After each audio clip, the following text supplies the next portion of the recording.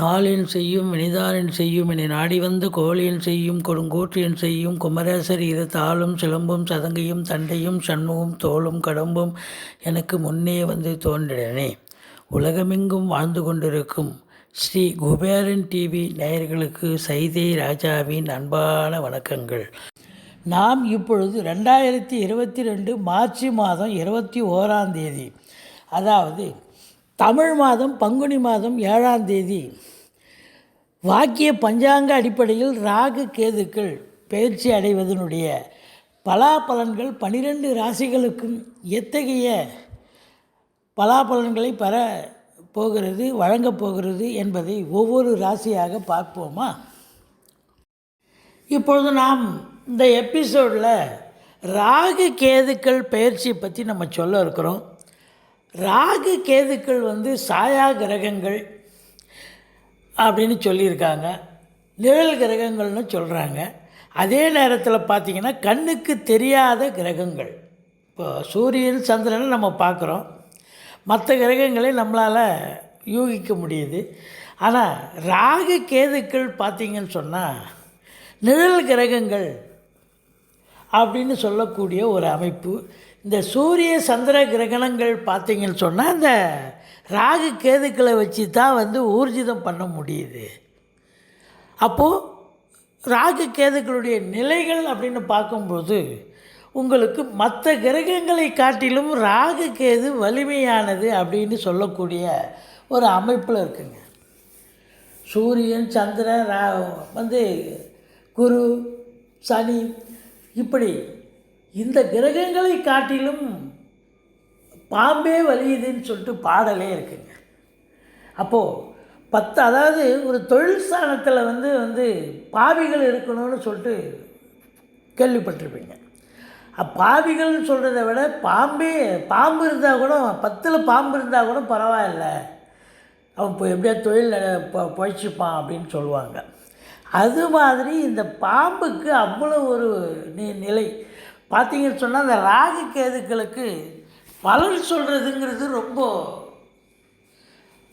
ஜாக்கிரதையாக பலன் சொல்லணும். நம்ம ஒன்று யூகித்து பலன் சொன்னால் அவர் கஸ்டமர் இல்லைம்பார். அப்படி இது ரொம்பவும் நம்மளை ஜோசியர்களை பல்ட்டி அடிக்க வச்சிரும். இந்த ராகு கேதுக்களை உணரவே முடியாது. அதனுடைய பலன்களை சொல்வது என்பது ரொம்ப ரொம்ப அரிது. ராகு கேதுக்கள் பார்த்து எந்த வீட்டில் போய் ராகு அமர்கிறாரோ அந்த வீட்டு வேலையை செய்வார். இப்போ உதாரணத்துக்கு இப்போ மேஷத்துக்கு வராரு, மேஷத்துக்கு வரும்பொழுது மேஷ ராகு அப்படின்னாக்கா செவ்வாயினுடைய வேலையை எடுத்து செய்வார். அது மட்டும் இல்லைங்க, அந்த ராகு எந்த சாரம், இப்போ ராகு பயிற்சி வரும்பொழுது சூரியனுடைய சாரத்தில் தான் முதல்ல வரார். அப்போது சூரியனுடைய வேலையை எடுத்து செய்வார், செவ்வாயினுடைய வேலையை செய்வார். எந்த கிரகங்கள் ராகுவை பார்க்குதோ அந்த கிரகத்தினுடைய வேலையை எடுத்து செய்வார். இவரை பொறுத்தவரையிலையும் ராகு கேதுக்களுக்கு சொந்த வீடுகள் கிடையாது. யார் வீட்டில் ராகு கேதுக்கள் அமர்கிறார்களோ அந்த வீட்டு பலனை எடுத்து செய்யக்கூடிய ஒரு அமைப்பு. ராகு கேதுக்கள் கூட சேர்ந்த கிரகங்கள், ராகு கேதுவை பார்த்த கிரகங்கள், ராகுவுக்கு வீடு கொடுத்த கிரகத்தினுடைய வேலை, இப்படி பல நிலைகளில் ராகு பகவான் செயல்படக்கூடிய ஒரு அமைப்பு இருக்குது. பாருங்கள், ராகு பெரிய லெவலில் செய்வார்னு சொன்னால் கேது கெடுப்பார். இல்லை கேது கொடுக்குறாருன்னா ராகு ஒரு கிரகம் நல்ல இடத்துலையும் ஒரு கிரகம் நெகட்டிவான இடத்துலையும் தான் இருக்கும். ஏன்னா 180 டிகிரியில் இது ட்ராவல் பண்ணிகிட்ருக்கு. பாருங்கள், சூரியனை வச்சு தான் கிரகங்கள் வக்ரம் அடைகின்றன. சூரியனுக்கும் சந்திரனுக்கும் வக்ரம் கிடையாது. மற்ற கிரகங்கள்லாம் வக்ரமாகுங்க. சூரியனை நெருங்கும் பொழுது ஒரு லெவலுக்கு இந்த டிகிரியிலேருந்து இந்த டிகிரி வரைக்கும் ஒரு கணக்கு இருக்குங்க. அப்படி அந்த காலகட்டத்தில் வக்ரம் அடைகிறது கிரகங்கள். ஆனால் ராகு கேதுக்கள் ஏற்கனவே கிளாக் வைஸ், மற்ற கிரகங்கள் கிளாக் வைஸில் போனால் இந்த ராகு கேதுக்கள் ஆன்டி கிளாக் வைஸில் தான் சுற்றுது. இது முழுமையான வக்ரம் பெற்ற நிலையிலே இருக்கிறதால இதுங்களுக்கு வக்ரம் கிடையாது. ஏற்கனவே வக்ரத்தில் தானே சுற்றிட்டுருக்காங்க, நெகட்டிவாக தானே சுற்றுறாங்க. எல்லா கிரகங்களும் கிளாக் வைஸ் போனால் இது ஆன்டி கிளாக் வைஸில் சுற்றிட்டுருக்கு. அப்போ ராகு கேதுக்களுக்கு ஏற்கனவே இது வக்ரமான கிரகங்களாக இருக்கிறதால இதுக்கு வக்ரம் கிடையாது. இந்த ராகு கேதுக்கள் எப்படி பலனை கொடுக்கும் அப்படின்னு பார்த்தீங்கன்னு சொன்னால் அதுதான் ரொம்ப ஆச்சரியமான ஒரு விஷயமா இருக்குது. ராகுக்கு வீடு கொடுத்தவன் ஆட்சியோ உச்சமோ இருந்தார் சொன்னால், இல்லை நல்ல இடத்துல போய் அமர்ந்திருக்கிறார் அப்படின்னா, கெடாமல் இருக்கிறார், சூப்பராக இருக்கிறார் சொன்னால் ராகு நல்ல பலனை தருவார். அதையும் தாண்டி ராகுக்கு வீடு கொடுத்தவன் மட்டும் இல்லைங்க, சாரம் கொடுக்குறவன் அவனும் நல்ல நிலையில் இருக்கணும். ராகுக்கு இப்போது கிருத்திகை நட்சத்திரத்தில் ராகு பயணமாக போகிறார் அப்படின்னா, அப்போ சூரிய பகவான் நல்ல நிலையில் இருந்தார் சொன்னால் இது வீடு கொடுத்த செவ்வாய் நல்ல நிலையில் இருந்து சூரியன் நல்ல நிலையில் இருக்கிறார் சொன்னால் இது அபரீதமான ஒரு பலனை தருவார் அப்படிங்கிறது ஒரு கான்செப்ட். இதையும் தாண்டி இன்னும் ஒரு கான்செப்ட் இருக்குது. என்ன அப்படின்னா, ராகுக்கு வீடு கொடுத்தவன் வக்ரம் அடைந்தால் இன்னும் நல்ல பலனை, சிறப்பான ஒரு பலனை தரக்கூடிய ஒரு அமைப்பு. ராகு பிரம்மாண்ட காரகன்னு பேருங்க. எதை ஒன்றுத்தையும் விரிவாக்கம் செய்யக்கூடியவர் அவர். பாருங்கள், இப்போ ராகு தசை ஒருத்தருக்கு நடக்குதுன்னு வைங்க, அவருக்கு பெரிய விஷயம், ஒரு கடைகண்ணி ஆரம்பிக்கணும்னு ஒரு யோசனை இருப்பார். ஏங்க 1,00,000 ரூபா ஆயிடும் பொழுதுங்க, கடைகண்ணி ஆரம்பிக்கணும்னு நினைக்கிறேங்க அப்படின்னு சொல்லுவார் ஆரம்பத்தில் பேசும்போது. அப்புறம் அவர் கடையை ஓப்பன் பண்ணும்போது போய் பார்த்தீங்கன்னா பிரம்மாண்டமாக இருக்கும். என்னங்க 1,00,000 ரூபாயில் கடை ஆரம்பிக்க போகிறீங்க, 20,00,000 ரூபா ஆயிடுச்சு அப்படின்னா, ஆமாங்க கொண்டாந்து விட்டுருச்சிங்க. யார்கிட்டையும் கேட்டேன், எல்லோரும் கொடுத்தாங்க, அது பெரிய லெவலில் அவங்கவுங்க ஒரு பங்குக்கு இதை பண்ணு அதை பண்ணுன்னாங்க, கட்சியில் எக்ஸ்பேண்ட் ஆகி பெரிய லெவலில் வந்துடுச்சிங்க அப்படின்னு சொல்லுவாங்க. ஸோ ராகு பொறுத்தவரையும் இருக்கிற இடத்தை எக்ஸ்பேண்ட் பண்ணுவார். கேது பகவான் இருக்கிற இடத்தை சுருக்குவார்னா, கேதுனுடைய நிலை இருக்குது உங்கள் ராசியில் வந்துச்சுன்னு சொன்னால், இது வரைக்கும் நீங்கள் ஃப்ரீயாக எல்லார்கிட்டையும் நல்லா பேசிகிட்டு இருப்பீங்க, நல்லா ஃப்ரீயாக சுற்றிட்டுருப்பீங்க. கேது உங்கள் ராசியில் அமைஞ்சிச்சின்னு சொன்னால் ஒரு வித்தியாசமாக இருப்பீங்க, தனிமையாக இருப்பீங்க. தனிமை விரும்பி, ஏகாந்த விரும்பி, ஒரு 40-50 வயசுக்கு மேலே போனால் ஞானத்தை தேடுறது, அதாவது ஆன்மீகத்தில் ரொம்ப அதிக ஈடுபாடு இருக்கிறது. இப்படி இந்த ராகு கேதுக்கள் பார்த்திங்கன்னா அதனுடைய இயல்பு அது எப்போவுமே இழக்கிறதில்ல. அது அடுத்தவங்க அதாவது வீட்டில் அமர்ந்தாலும் கூட இதனுடைய இவர்கள் செய்யும் பலன்களை லேசில் புரிஞ்சிக்க முடியாது. பாருங்கள், ராகு கேதுக்கள் 3 இப்போ ராகு பொறுத்தவரையிலையும் 3, 6, 11 ராகு கேதுக்கள் இந்த இடத்துக்களில் எந்த உங்கள் ராசிக்கு 3ஆம் இடம், 6ஆம் இடம், 11ஆம் இடத்துக்கு ராகு கேதுக்கள் வந்தாச்சுன்னு சொன்னால் உங்களுக்கு பிரம்மாண்டமான ஒரு பலனை தரக்கூடிய ஒரு அமைப்பு. அதே நேரத்தில் ராகுக்கு 10ஆம் இடமும் சொல்லியிருக்காங்க. ராகுக்கு மட்டும் 3, 6, 10, 11. இதுக்கு கேதுக்கு 3, 6, 11. இந்த இடங்களுக்கு ராகு வரும்போது நல்ல ஒரு பிரம்மாண்டமான ஒரு பலனை தருவார்கள். ஆனால் ஒரு கிரகம் நல்லா செஞ்சதுன்னு சொன்னால் ஒரு கிரகம் செய்யறதுக்கு செய்யாது. அப்படித்தான். ஏன்னா 180 டிகிரியில் இருக்கு இல்லைங்களா, அந்த ஒரு நிலை.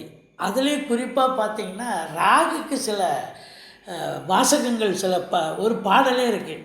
ஆமேடம் எருது சுறா நண்டு கண்ணி 5 இடத்தில் கருணாகம் அமையுமாயின் ராஜயோக பலனை தருவார் ராகு பகவான் அப்படின்னு சொல்கிறாங்க. அதாவது மேஷம், ரிஷபம், கடகம், கன்னி, மகரம், இந்த 5 இடங்களுக்கு ராகு பகவான் உங்களுக்கு எத்தனாவது ராசியாக கூட, உங்கள் ராசிக்கு எத்தனாவது இடமா இருந்தாலும் பரவாயில்லை, ராகு பகவான் ராஜயோக பலனை தருவார்.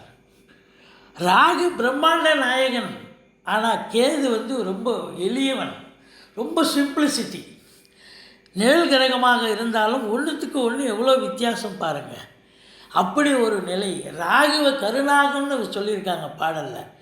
இது கேது பொறுத்தவரையிலையும் சென்னாகன்னு சொல்லியிருக்காங்க. அதே நேரத்தில் ராகு தலையாக இருக்கும்போது கேது வாளாக இருக்கிறது அப்படின்னு சொல்லப்பட்டிருக்கு.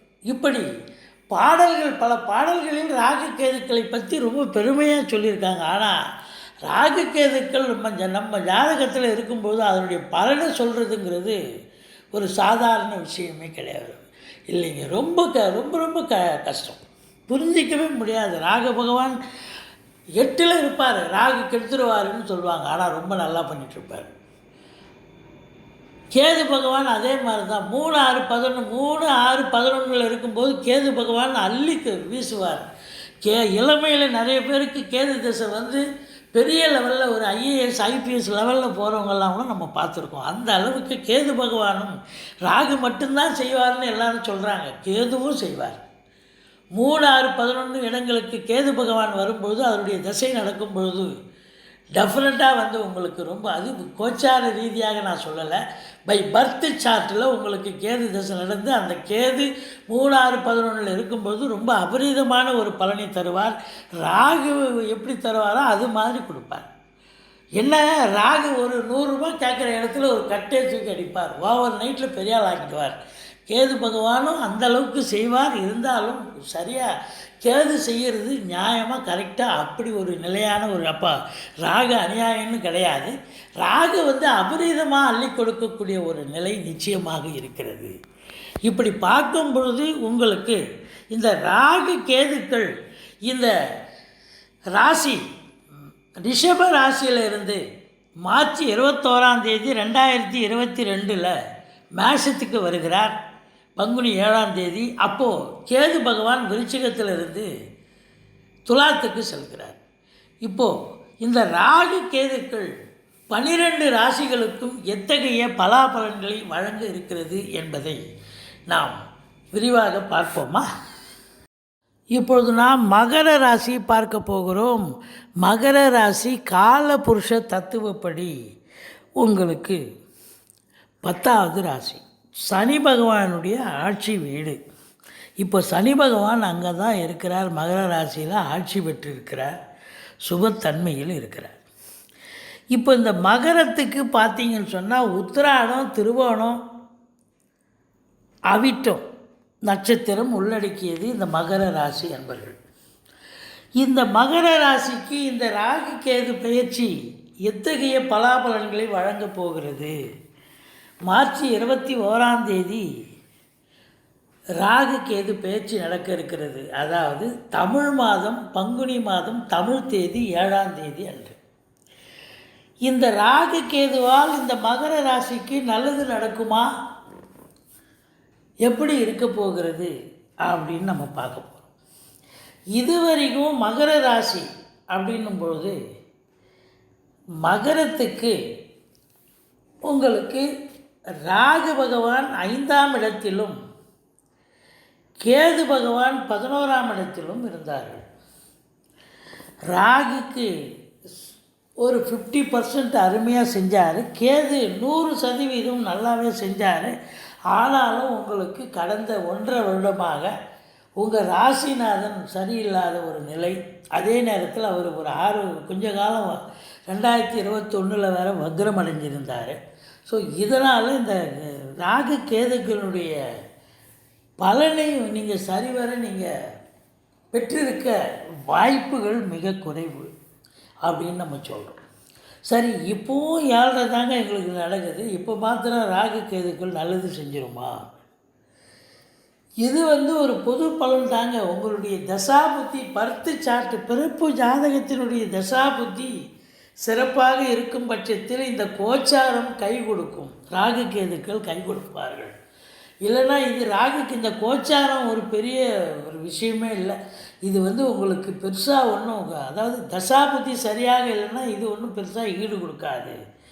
இருந்தாலும் இந்த ராகு கேதுக்கள் உங்களுக்கு ஒரு நல்லது நடக்கணும், திடுத்துப்புன்னு அப்படின்னா, இல்லை ஒரு திடுத்துப்புன்னு ஒரு கெட்டது நடக்குது அப்படின்னு பார்த்தீங்கன்னா, பெரும்பாலும் பார்த்தீங்கன்னா ராகு கேதுக்களுடைய நிலைப்பாடாக தான் இருக்கும் அப்படின்னு சொல்லலாம். ஏன்னா ராகு கேதுக்கள் எப்போ என்ன பண்ணுறாங்கன்னு யாராலையும் யோசிக்க முடியாது. நிழல் கிரகங்கள் இல்லையா?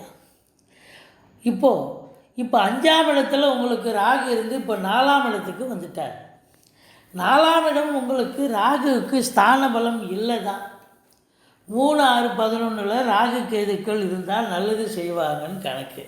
அப்போது 4ஆம் இடத்துல ராகு போயிடுறார், உங்களுக்கு 10ஆம் இடத்துல கேது வந்துடுறார்.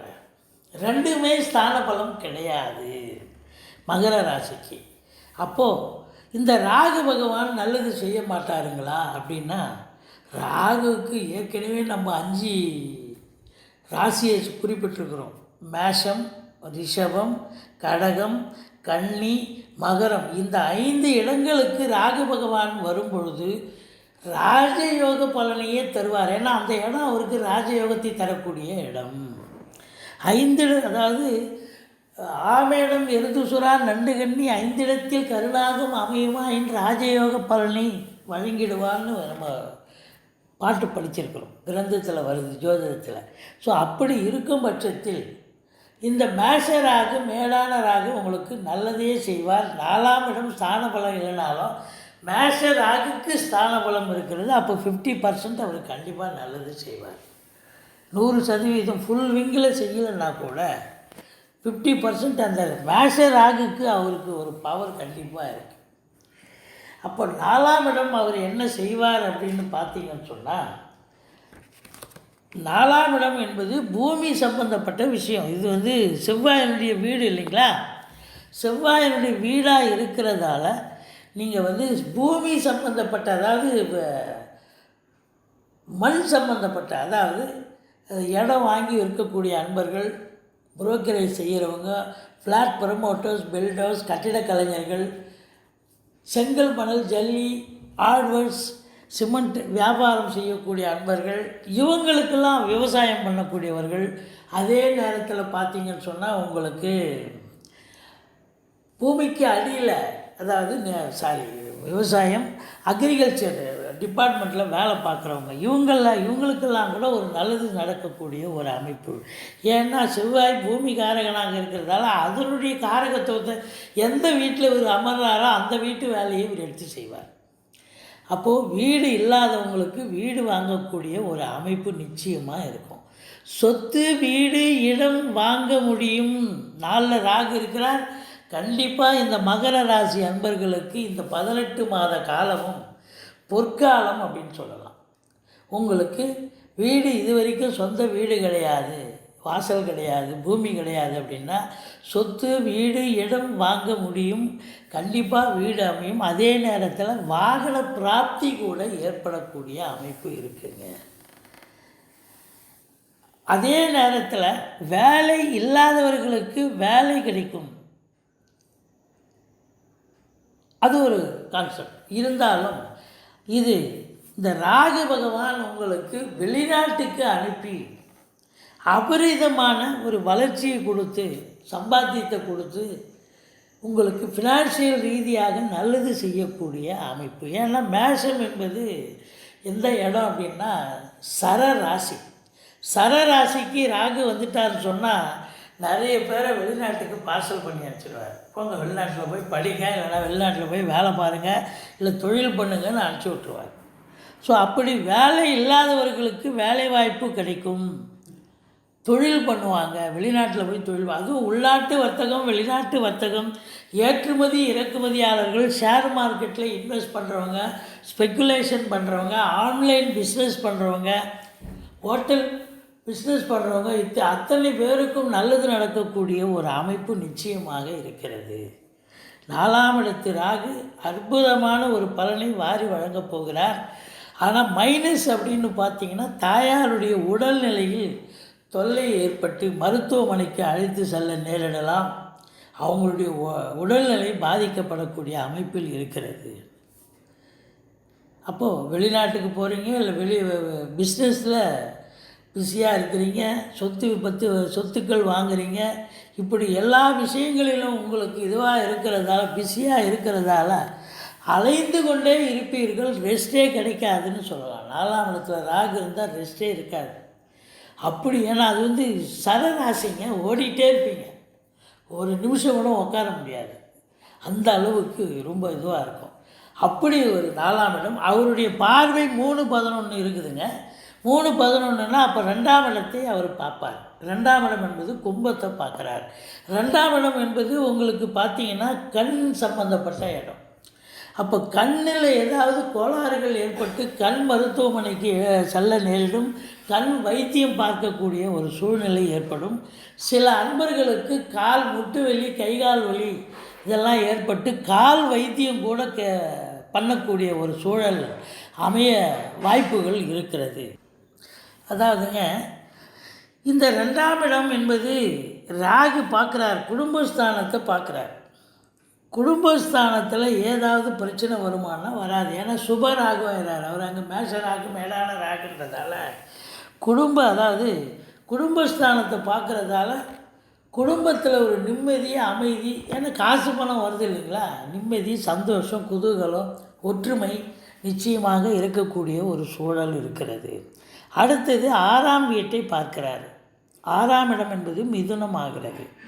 அங்கிருந்து மிதுனத்தை பார்க்குறார் அப்படின்னா வேலை இல்லாதவர்களுக்கு வேலை கிடைக்கும், வேலையில் இருப்பவர்களுக்கு கீழே உங்களுக்கு எல்லாருமே மேல்மட்டத்தில் வேலை பார்க்குறவங்க, உங்களுக்கு கீழே வேலை பார்க்கக்கூடிய அன்பர்கள் எல்லோருமே அரவணைப்பாக ஆதரவாக செயல்படக்கூடிய ஒரு காலகட்டம். அதனால தான் 6ஆம் இடத்தை ராகு பார்க்குறதால தான் வேலை வாய்ப்பு கிடைக்கும் அப்படின்னு நம்ம சொன்னோம். இது ராகு பகவான் உங்களுக்கு அருமையான ஒரு பலனை தர இருக்கிறார். அடுத்தது கேதுவை பார்க்க போகிறோம். கேது பொறுத்தவரையிலையும் உங்களுக்கு 10ஆம் இடத்தில் இருக்கிறார். 10ஆம் இடம் என்பது உங்களுக்கு நம்ம ஒரு இதுவே இருக்குது, பாட்டே இருக்குது. 10ஆம் இடத்துல காலியாக இருக்கக்கூடாது, ஒரு பாவியாவது இருக்கணும், இல்லை ஒரு பாம்பாவது இருக்கணும் அப்படின்னு சொல்லுவாங்க. பாவின்னா அசுப கிரகம், பாம்பும் அசுப கிரகம் தான். பட் அடுத்தது சொல்கிறது பாம்பாவது இருக்கணும்னுவாங்க. அப்போ 10ஆம் இடத்துல கேது இருக்குதுன்னு சொன்னாக்கா வேலை பெரும்பாலும் வேலை இல்லாதவர்களுக்கு வேலை கிடைக்கும், ரொம்ப வேலை வாய்ப்புகள் கிடைக்கும். ஆனால் வேலையில் உங்களுக்கு திருப்தி இருக்காது, வேலை உங்களுக்கு பிடிக்காமல் போகும். ஏன்னா 10ல் கேது இருந்ததுன்னு வைங்க, வேலை உங்களுக்கு பிடிக்காது. அதுதான் அங்கே இருக்கிற ஒரு மைனஸ். அதே நேரத்தில் இந்த சுக்கிர பகவான் அந்த 10க்கு வீடு கொடுத்த கேதுவுக்கு வீடு கொடுத்த சுக்கிரன் நல்ல நிலையில் இருக்கணும். அவர் நீச்சமாக இருக்கிறதோ இல்லை மற்ற கெட்ட அதாவது துர்ஸ்தானங்களுக்கு செல்லும் பொழுது வேலையில் நிறைய பிரச்சனை வரும். ஆனால் அதிகமாக சொந்த தொழில் பண்ணுறவங்க ரொம்ப கடன் வாங்கி நீங்கள் தொழிலை பெருசாக அபிவிருத்தி பண்ணாதீங்க, மீடியமாக பண்ணுங்கள். ஓரளவுக்கு இருக்கிறத வச்சு ஓட்டுங்க. ஏன்னா இருக்கிறத சுருக்குவார் அவர், கேது விரிக்க மாட்டார். அப்போ இருக்கிறத வச்சு மெயின்டைன் பண்ணால் ஓரளவுக்கு லாபம் கிட்டும். ஆனால் பெருசாக நீங்கள் கடன் வாங்கி இப்போ எஸ்டாப்ளிஷ் பண்ணிட்டீங்கன்னு வச்சிங்க, அப்போ அந்த கடனை நீங்கள் ரீபே பண்ண முடியாத அளவுக்கு ஆகிடும். இதுதான் இந்த மகர ராசிக்கு பொறுத்தவரையிலையும் 10ஆம் இடத்துல கேது இருக்கிறார் அப்படின்னா அவருக்கு 3-11 பார்வை அப்படின்னா 12ஆம் வீட்டை கேது பார்க்குறார். மகரத்துக்கு 12 தனுசுவை கேது பார்க்குறார். இப்போ மகரம் அப்படின்னாக்கா கோயில் குளங்களுக்கு போயிட்டு வருவீங்க, கோயிலுக்கு டொனேஷன் கொடுப்பீங்க, நன்கொடைகள் வழங்குவீங்க, தான தர்மங்கள் பண்ணுவீங்க. 12ஆம் இடம் என்பது மோட்சஸ்தானம், செலவு பண்ணுற இடம், கோயிலாக சுற்றுவீங்க. இதுதான் நடக்கும். இது பார்வை பலம். அடுத்தது 8ஆம் வீட்டை பார்ப்பார். கேது 8ஆம் வீட்டை பார்க்குறதால நீங்கள் அதிகமாக கடனை வாங்காதீங்கன்னு சொன்னது காரணமே அதான். தொழில் பண்ணுறவங்களாக இருந்து கண்டிப்பாக அதிகமாக கடன் வாங்கி தொழிலில் போடாதீங்க, இருக்கிறத வச்சு மெயின்டைன் பண்ணுங்கள். ஏன்னா உங்களால் ரீபே பண்ண முடியாது. வேலையில் இருக்கிறவங்களுக்கும் சில பிரச்சனைகள் வரும் அப்படின்னு நம்ம சொன்னோம். 10ஆம் இடத்து கேது என்ன பண்ணுவார்னா வேலை இல்லாதவர்களுக்கு வேலை கிடைக்கும், ஆனால் வேலை உங்களுக்கு பிடிக்காது. அந்த அளவுக்கு பிரச்சனையான ஒரு காலகட்டமாகத்தான் இருக்கும் வேலையில் இருக்கிறவங்களுக்கு. மற்றபடி பார்க்கும் பொழுது இந்த கேதுவுக்கு நீங்கள் பிள்ளையாரை வழிபாடு பண்ணுங்கள். வழிபாடு பண்ண எந்த ஒரு பிரச்சனையும் தலைக்கு வருது தலைப்பாயாட போகக்கூடிய ஒரு சூழல். மொத்தத்தில் பார்க்கும் பொழுது இந்த மகர ராசிக்கு ராகு கேதுக்கள் ஓரளவுக்கு, ராகு பகவான் ஓரளவுக்கு சுப பலனையும் கேது பகவான் அவரும் ஓரளவுக்கு சுப பலனையும் தந்தாலும் அசுப பலனையும் தரக்கூடிய ஒரு அமைப்பு கேதுவுக்கு அதிகமாக இருக்கிறது. ராகுவுக்கும் நம்ம என்னான்னு நம்ம அதையும் சொல்லணும். இந்த ராகுவை துர்க்கைக்கு வழிபாடு பண்ணுங்கள். ராகுவுக்கு பிரீத்தி பண்ணுறதுனா கேதுவுக்கு பிள்ளையாரை வழிபாடு பண்ணுங்கள். இந்த மகர ராசிக்கு பார்த்திங்கன்னு சொன்னால் ஓரளவுக்கு திருப்திகரமான ஒரு காலகட்டமாகவே இந்த 18 மாத காலமும் இருக்கும். ஒரு திடீர் திருப்பங்கள், அதிர்ஷ்டங்கள் ஒரு சிலருக்கு ஏற்படக்கூடிய நிலை நிச்சயமாக இருக்கிறது அப்படின்னு சொல்லணும். ஸ்ரீ குபேரன் டிவியை பார்த்தமைக்கு நன்றிகள். மேலும் இது போன்ற தகவல்களை தெரிந்து கொள்ள ஸ்ரீ குபேரன் டிவியை சப்ஸ்கிரைப் செய்யுங்கள். மறக்காமல் பெல் ஐக்கானை கிளிக் செய்யுங்கள்.